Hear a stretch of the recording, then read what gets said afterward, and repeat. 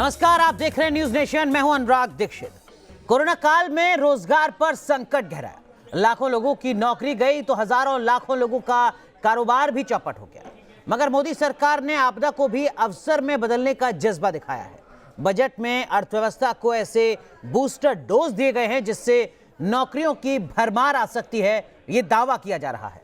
सरकार ने इंफ्रास्ट्रक्चर पर क्या नया प्रावधान किया है और इससे कैसे बढ़ेंगे रोजगार, ये हम आपको बताएंगे। और ये समझाने के लिए हमारे साथ दो खास मेहमान जुड़ेंगे। हमारे साथ अमिताभ कुंडू साहब जुड़ेंगे, आप अर्थशास्त्री हैं, प्रोफेसर हैं जेएनयू के। हमारे साथ एसपी शर्मा साहब जुड़ेंगे, आप अर्थशास्त्री हैं, मुख्य सलाहकार हैं, आर्थिक सलाहकार हैं, पीएचडी चैंबर ऑफ कॉमर्स के। लेकिन हम तमाम खास मेहमानों का रुख करें उससे पहले ये रिपोर्ट देखिए। कोरोना आपदा में ढूंढा अवसर, रोजगार पर बजट का बूस्टर। बजट पेश करने के बाद बाजार बम है, कारोबारियों का भरोसा बढ़ा है, निवेशक लौट रहे हैं। सबसे बड़ी खुशखबरी नौकरियों को लेकर है और शेयर बाजार लगातार तीसरे दिन छलांग लगाता नजर आया। दरअसल कोरोना महामारी ने दुनिया का जो हाल किया, उससे हर देश में फैक्ट्रियां, दुकान और बाजार सब पर ताले लटक गए। करोड़ों लोगों का रोजगार चला गया और जिन लोगों का रोजगार बचा रहा उनमें कईयों की तनख्वाह कम हो गई।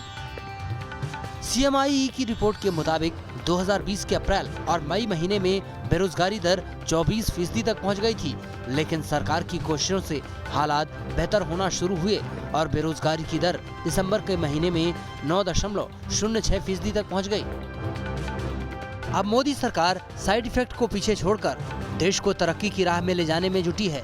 सरकार का फोकस रोजगार मुहैया कराने पर है और यही बजट में साफ नजर आया जब वित्त मंत्री निर्मला सीतारमण ने 1 घंटे 48 मिनट लंबे भाषण में 13 बार रोजगार और नौकरी शब्द का इस्तेमाल किया।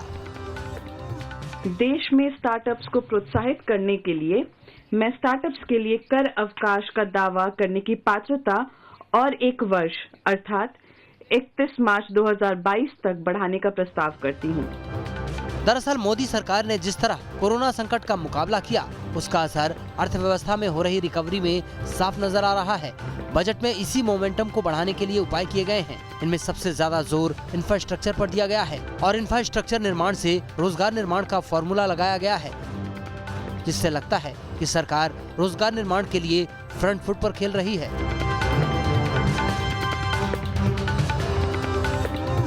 बुनियादी ढांचे के जरिए रोजगार देने की मुहिम में सरकार ने 6500 प्रोजेक्ट लॉन्च करने का ऐलान किया, जिससे 1 साल में करीब 2 करोड़ रोजगार के मौके बनेंगे।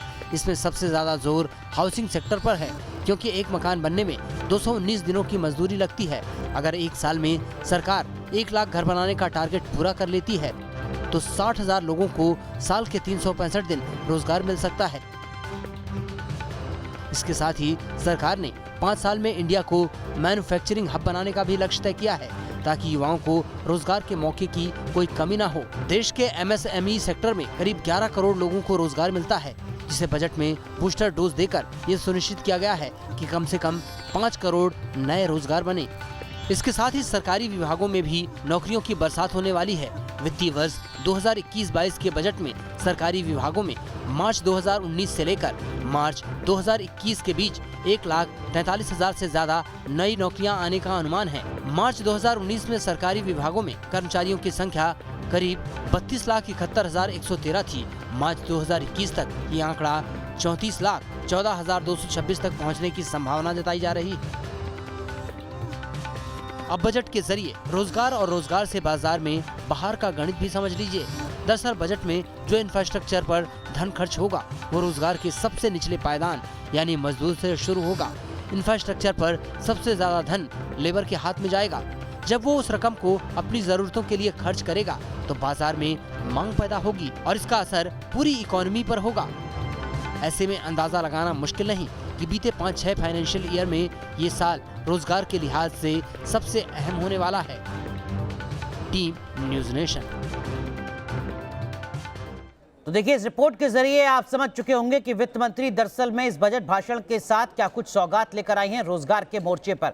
जरा कुछ आंकड़ों को हम आपको बता देते हैं। देखिए, एमएसएमई सेक्टर में 5 करोड़ नौकरी देने का लक्ष्य सरकार ने रखा है। 15,000 करोड़ एमएसएमई सेक्टर को दिए गए हैं। वो सेक्टर जहां पर सबसे ज्यादा रोजगार मिलता है, तकरीबन 11 से 12 करोड़। 7 टेक्सटाइल पार्क बनेंगे 3 साल में। टेक्सटाइल वो सेक्टर है हिंदुस्तान का जहां पर बड़ी संख्या में रोजगार लोगों को मिलता रहा है। 40,000 करोड़ रुपए ग्रामीण इंफ्रास्ट्रक्चर पर खर्च किए जाएंगे। हिंदुस्तान की अर्थव्यवस्था गांव से होकर ही आगे बढ़ती है, लिहाजा 40,000 करोड़ रुपए का प्रावधान गांव में बुनियादी ढांचे के लिए। 50,000 नौकरी नई स्क्रैप पॉलिसी के तहत मिलेंगे, ऐसा दावा खुद संबंधित मंत्री नितिन गडकरी कर रहे हैं। यानी 15 से 20 साल के बाद जो वाहन है आपका वो कबाड़ हो जाएगा। एक पूरी जो नई प्रक्रिया है वो वहां पर नजर आएगी। 8,500 किलोमीटर के रोड प्रोजेक्ट हैं और अगर सड़क बनती है 1 किलोमीटर तो कितने लोगों को रोजगार मिलता है, ये भी सरकार की तरफ से लगातार बताया जाता रहा है। मेट्रो भी अब छोटे छोटे शहरों में चलेगी, इस तरीके के दावे यहां पर किए जा रहे हैं। हमारे साथ पीएचडी चैंबर ऑफ कॉमर्स के अर्थशास्त्री एसपी शर्मा सर जुड़ चुके हैं। शर्मा सर, आपको लगता है कि इस बजट का मोटे तौर पर अगर कोई सार है, फोकस है, तो वो है रोजगार? जी बिल्कुल, बजट का जो मेजर फोकस है वो रोजगार है और ओवरऑल जो बजट है वो डिमांड बूस्टिंग बजट है, ग्रोथ ओरिएंटेड बजट है, इन्वेस्टमेंट इंड्यूसिंग बजट है। तो अगर हम इस एक पहलू ये चले कि किस तरीके से डिमांड जनरेट करके एम्प्लॉयमेंट क्रिएट करने की बात की गई है, वो बहुत ही सराहनीय है, क्योंकि तभी रोजगार पैदा होगा। तो डिमांड होगी तो तभी गुड्स एंड सर्विसेज की डिमांड बढ़ेगी, तभी फैक्ट्रीज में एम्प्लॉयमेंट बढ़ेगी। तो सरकार ने इसके ऊपर ब्रॉड बेस्ड एक ऐसी स्ट्रेटजी दी है जो कि जो सरकार ने अनाउंस किए हैं, बहुत ही कैलिब्रेटेड तरीके से सरकार ने इसकी घोषणा की है। ये ऐसा है कि आने वाले 5 साल का एक पॉलिसी डॉक्यूमेंट भी है कि कैसे हम $5 ट्रिलियन का इकोनॉमी अचीव करेंगे, ये रोड मैप क्या है और किस तरीके से हम आत्मनिर्भर बनेंगे। वो पूरी चीजें बड़े ही कैलिब्रेटेड तरीके से सब चीजों को ध्यान में रखते हुए सरकार ने एक्सप्लेन की है। और सबसे जो बड़ी बात है, जो कैपिटल एक्सपेंडिचर है, उसको मैं यहाँ पे मेंशन करना चाहूंगा कि 5.5 लाख करोड़ का जो कैपिटल एक्सपेंडिचर अनाउंस किया गया है, जो कि पिछले साल की तुलना में लगभग 35% ज्यादा है। तो वो एक तरीके से एक एम्प्लॉयमेंट क्रिएशन के लिए है। जब कैपिटल एक्सपेंडिचर होता है, कैपिटल एक्सपेंशन होती है, तो और ज्यादा होती है। तो मैं समझता हूँ कि एम्प्लॉयमेंट क्रिएशन के लिए और डिमांड रिजुविनेट करने के लिए सरकार ने भरपूर प्रयत्न किए। कैपिटल एक्सपेंडिचर उस लिहाज से बेहद अहम फैसला। हमारे साथ अमिताभ कुंडू साहब भी जुड़ चुके हैं। कुंडू सर, आप तो लगातार रोजगार, गरीबी रेखा, इस पूरे ग्रामीण अर्थव्यवस्था इसको कवर करते रहे हैं सर, देखते रहे हैं, हम लोगों को बताते रहे हैं। क्या आप भी इस बात से इत्तेफाक रखते हैं कि इस बार के बजट में इंफ्रास्ट्रक्चर और रोजगार जो जरूरी भी था उस पर विशेष फोकस किया है वित्त मंत्री ने? मुझे लगता है वित्त मंत्री ने फोकस विकास पर किया है जी। उसमें एम्प्लॉयमेंट जनरेट कैसे होगी ये हमें तब पता चलेगा जबकि इंफ्रास्ट्रक्चर इन्वेस्टमेंट के कुछ डिटेल्स आ जाए। लेकिन निश्चित रूप से एक संकट में फंसी अर्थव्यवस्था की मजबूरियों को ट्रांसपेरेंसी के साथ में, ऑनेस्टी के साथ में बताते हुए, सबके सामने लाते हुए, ये बताते हुए कि बोरोइंग्स पर हम रिस्ट्रिक्शन नहीं रख पाएंगे, हमारा फिस्कल डेफिसिट बढ़ेगा, कुल मिलाकर 2.5% हुआ है। इन सबको स्वीकार करते हुए ये कहा है जी इस बजट में कि हमें इन्वेस्टमेंट करने के लिए जो रिसोर्सेज की जरूरत है उसके लिए डिसइन्वेस्टमेंट करना पड़ेगा, क्योंकि बाकी कोई सोर्सेज नहीं है। मध्यम वर्ग को टैक्स नहीं बढ़ा सकते, लेकिन कंसेशन भी नहीं देंगे। मुझे लगता है ये बहुत साहसिक कदम है। लॉन्ग टर्म विकास को ध्यान में रखते हुए ये बिल्कुल सही कदम है, क्योंकि विकास पर ध्यान दिया गया है, कैपिटल एक्सपेंडिचर बढ़ाया गया है और इंफ्रास्ट्रक्चर इन्वेस्टमेंट को भी बढ़ाया गया है। बिल्कुल, और इस विकास का और इस इंफ्रास्ट्रक्चर एलोकेशन का मतलब रोजगार के मोर्चे पर किस तरीके से है, ये सर जरूर हम आपसे समझेंगे। लेकिन मोटी बातें जो अमिताभ सर यहाँ पर कह रहे हैं वो ये कि देखिए, सरकार ने बजट ईमानदारी के साथ पेश किया है। ये कहा है सरकार ने कि हमें जो फिस्कल डेफिसिट है वो तकरीबन 9.5% का होगा, हमें कर्ज लेना पड़ेगा, इसके अलावा कोई विकल्प नहीं है। अमूमन इस तरीके की बातें छुपाई जाती थी बजट भाषण में, ऐसा इस बार नहीं हुआ है। इंफ्रास्ट्रक्चर पर विशेष जोर है। लेकिन इन सब के बीच इस बार के बजट में नई स्क्रैप पॉलिसी का भी ऐलान किया गया है। क्या है ये स्क्रैप पॉलिसी और इससे कैसे बढ़ेंगे रोजगार के मौके, इस रिपोर्ट के जरिए आप देखिए। रोजगार बढ़ाने और आर्थिक संकट से उबारने के लिए बजट में कई बड़े प्रावधान किए गए हैं। इन्हीं में से एक है स्क्रैप पॉलिसी। वित्त मंत्री का बजट में स्क्रैप पॉलिसी का ऐलान ऑटो सेक्टर में तेजी लाएगा, रोजगार की संभावनाएं बढ़ाएगा और साथ ही गाड़ियों में होने वाले प्रदूषण को भी कम करेगा। अब 20 साल पुरानी निजी गाड़ियां और 15 साल पुरानी कमर्शियल गाड़ियों को सड़क पर दौड़ने के लिए फिटनेस टेस्ट पास करना होगा। यानी 20 साल से पुराने 51 लाख वाहन स्क्रैप हो जाएंगे। जो भी गाड़ी स्क्रैप करेंगे वो नई गाड़ी खरीदेंगे। इससे ऑटो इंडस्ट्री को बढ़ावा मिलेगा। एक अनुमान के मुताबिक इससे 10,000 करोड़ रुपए का निवेश आएगा और 50,000 नई नौकरियां आएंगी। स्क्रैपिंग पॉलिसी के कारण ऑटो सेक्टर की इकोनॉमी का आकार बढ़ेगा और ये 4.5 लाख करोड़ से बढ़कर 6 लाख करोड़ तक पहुंच जाएगा। ये स्क्रैप करने के कारण ऑटोमोबाइल इंडस्ट्री 30% बढ़ेगी, तो आज जो रोजगार है वो बढ़ेंगे। अभी 4.5 लाख करोड़ की इंडस्ट्री है, अभी तक सबसे देश में ज़्यादा रोजगार देने वाली इंडस्ट्री है। और आज वित्त मंत्री जी ने जो इंपोर्ट होते थे ऑटोमोबाइल के कंपोनेंट, उसके ऊपर भी कस्टम ड्यूटी बढ़ा दी। तो नेचुरली इससे एंसिलरी MSME इसमें डेवलप होगी, एक्सपोर्ट बढ़ेगा और हिंदुस्तान ये ऑटोमोबाइल मैन्युफैक्चरिंग का वर्ल्ड का नंबर 1 का हब बनेगा और निश्चित रूप से रोजगार निर्माण होंगे। नई स्क्रैप पॉलिसी से रोजगार और ऑटो बाजार कैसे बढ़ेंगे, अब जरा ये समझ लीजिए। स्क्रैप पॉलिसी से रिसाइकल कच्चा माल आसानी से उपलब्ध होगा। इससे वाहनों की लागत में 30% तक की कमी आने की संभावना है। इसके अलावा बजट में स्टील पर कस्टम ड्यूटी भी कम की गई है। इससे वाहनों की कीमत में और कमी आने की उम्मीद है और इससे ऑटोमोबाइल सेक्टर में तेजी आएगी।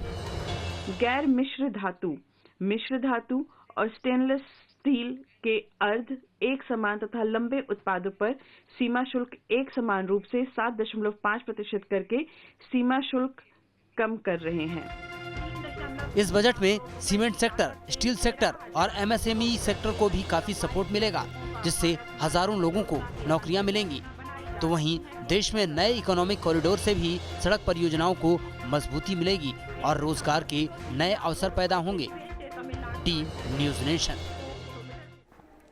अमिताभ कुंडू सर, आपने रिपोर्ट देखी सर, इस बजट में आपको लगता है कि देखिए MSME सेक्टर की बात तो लगभग हर बजट में होती है, टेक्सटाइल पार्क की बात वित्त मंत्री लगातार पहले भी करते रहे, टेक्सटाइल पर जोर दिया जाता रहा है, रूरल इंफ्रास्ट्रक्चर पर तो बजट हमेशा फोकस रही है। ये जो स्क्रैप पॉलिसी है ये इस बार कुछ नया है सर, और जैसा संबंधित मंत्री नितिन गडकरी दावा कर रहे हैं कि 50,000 लोगों को नौकरियां मिलेंगी इस पॉलिसी से, एक बड़ा कदम आपको नजर आता है आने वाले वक्त में? मुझे लगता है ये सही कदम तो है, लेकिन ट्रांसपोर्ट सेक्टर ये ऑटोमोबाइल जो है सबसे ज्यादा लेबर इंटेंसिव ऐसा तो नहीं है। लेकिन दूसरी बात जो मुझे स्ट्राइक करता है कि ट्रांसपोर्ट सेक्टर में एक बहुत बड़ा असंगठित क्षेत्र है, जो जुगाड़ टेक्नोलॉजी के लोअर लेवल पर हमारे ट्रांसपोर्ट को सस्ता भी कर देते हैं और गरीबों के लिए जो है एक एम्प्लॉयमेंट का जरिया भी है। मुझे लगता है कि कमर्शियल व्हीकल्स और प्राइवेट व्हीकल्स के ऊपर जो कंपल्सरी फिटनेस टेस्ट की बात की गई है, उसमें करप्शन की भी गुंजाइश है। मुझे लगता है इंसेंटिव देना चाहिए जो एडिक्वेट हो कि पुराने गाड़ियों को स्क्रैप करें। इस इंसेंटिव सिस्टम को सामने लाना चाहिए कि सब पोल्यूशन को कम करने के लिए एक इंसेंटिव दिया जाएगा प्राइवेट व्हीकल्स को और कमर्शियल व्हीकल को। ये मुझे लगता है बहुत जरूरी है। ठीक है, शर्मा साहब, आप भी क्या ऐसी बात से इत्तेफाक रखते हैं जैसा कुंडू सर कह रहे हैं? हालांकि जो इलेक्ट्रिक व्हीकल्स हैं उसको लेकर तमाम तरीके के इंसेंटिव और सब्सिडी की बात तो लगातार की जाती रही है, लेकिन रोजगार के लिहाज से स्क्रैप पॉलिसी कितनी महत्वपूर्ण आपको नजर आती है? जी, रोजगार के हिसाब से बहुत महत्वपूर्ण है, क्योंकि सरकार ने आउट ऑफ बॉक्स बात की है। पहले कभी ऐसा विचार हमने नहीं देखा है।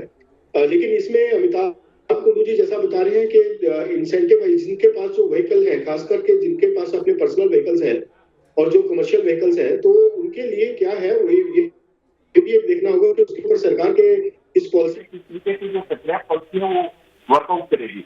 लेकिन एक बहुत अच्छा कदम है, क्योंकि हमारा जो पैसेंजर व्हीकल ग्रोथ हमने देखा है वो बहुत वापिस रिजुविनेट हो रहा है। अभी भी हमने जो लेटेस्ट आंकड़ा है वो 3 लाख से ऊपर का है, जो पैसेंजर व्हीकल का आंकड़ा आया है लेकर जनवरी के महीने का। तो बहुत ही सराहनीय है कि हम वापस अपनी पटरी पे आ रहे हैं, जिससे रोजगार भी पैदा होगा और जो ऑटो सेक्टर है उसको भी बूस्ट मिलेगा और सरकार को आमदनी भी होगी, जैसे जीएसटी के रूप में सरकार भी इसमें से गेन करेगी। तो ओवरऑल विन विन सिचुएशन है हर एक वर्ग के लिए। लेकिन इसके डिटेल्स जो है वो कंज्यूमर के कितने बेनिफिट में जाते हैं वो एक देखना होगा उनकी डिटेल्स के साथ जी। लेकिन यहाँ पे मैं बताना चाहूंगा कि जो इस तरीके के नई एक्सप्लोरेशन है, जो नई पॉलिसीज है, जो सरकार आउट ऑफ बॉक्स चीजें लेके आ रही है, इनसे एक नई दिशा और नई इकोनॉमी को चेंज मिलेगी। अदरवाइज हमारे लिए जो जीडीपी का रिजर्वेशन है वो काफी इस जंक्चर पे डिफिकल्ट टाइम में ऐसी नई योजनाएं और नए आइडिया बहुत महत्वपूर्ण है। बिल्कुल, जरा हम अपने दर्शकों को भी बता देते हैं कि इस बजट में रोजगार पर जोर देना दरअसल में वक्त की जरूरत था क्यों। आंकड़ों को आप देख सकते हैं। आप देखिए जरा, अप्रैल 2020 में जब कोरोना का कहर था, लॉकडाउन का कहर था, तब इस देश की बेरोजगारी दर तकरीबन 23.5% थी, जो अब तक की सबसे ज्यादा रही होगी। अगस्त 2020 में यह आंकड़ा घटा और तकरीबन 8.35% रहा। उसके बाद अगर हम आगे के वक्त की बात करें तो दिसंबर में, यानी इस साल के, बीते साल के आखिर में, ये तकरीबन 9% के आसपास बेरोजगारी दर रही है। तो इन 3 आंकड़ों के जरिए आप एहसास कर सकते हैं कि किस तरीके के हालात हैं। मौजूदा वक्त में जो बेरोजगारी दर है वो 6.48% है। अमिताभ सर, एक ये फॉर्मूला सर अक्सर बताया जाता है कि अगर आपकी विकास दर गिरती है तो बेरोजगारी दर और ज्यादा बढ़ती चली जाती है। मौजूदा दौर में उसका क्या कुछ मतलब है? 1% अगर विकास दर गिरती है तो 2% बेरोजगारी दर बढ़ती है। यहाँ तो -7.7% है सर इस वक्त।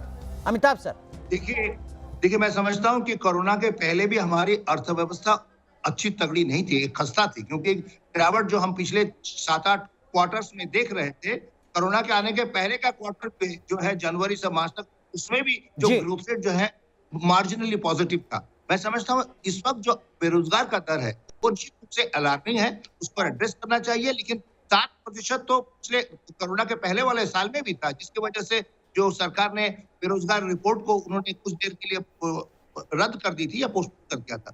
मुझे ऐसा लगता है कि इमीडिएट प्रॉब्लम ये है कि अगर हम मध्यम वर्ग के कंजम्पशन एक्सपेंडिचर को प्रमोट नहीं कर पाए हैं, क्योंकि हमें टैक्स की जरूरत थी, मुझे लगता है अगले 4 क्वार्टर में क्या हम ग्रोथ को मेंटेन कर पाएंगे, जो वी शेप ग्रोथ की बात की जा रही है। क्योंकि इन्वेस्टमेंट जो किया जा रहा है इंफ्रास्ट्रक्चर में या कैपिटल एक्सपेंडिचर जो बढ़ाया जा रहा है, उसका नतीजा हमें 1-2 साल के बाद में नजर आएगा। मुझे ऐसा लगता है कि शायद ये रिस्क लिया है और रिस्क जरूरी भी था, क्योंकि जो मध्यम वर्ग है, मध्यम वर्ग का जिनने 8 महीने में अपने कंजम्पशन को पोस्टपोन किया है, एक फोर्स सेविंग है। और ये फोर्स सेविंग जो है, मुझे लगता है अगले 3-4 क्वार्टर में डिमांड को मजबूत करेगा। उसके बाद में हमें जो इंफ्रास्ट्रक्चर इन्वेस्टमेंट के जो नतीजे हैं वो नजर आने लगेंगे। ठीक है, थोड़ा इंतजार यहाँ पर करना होगा।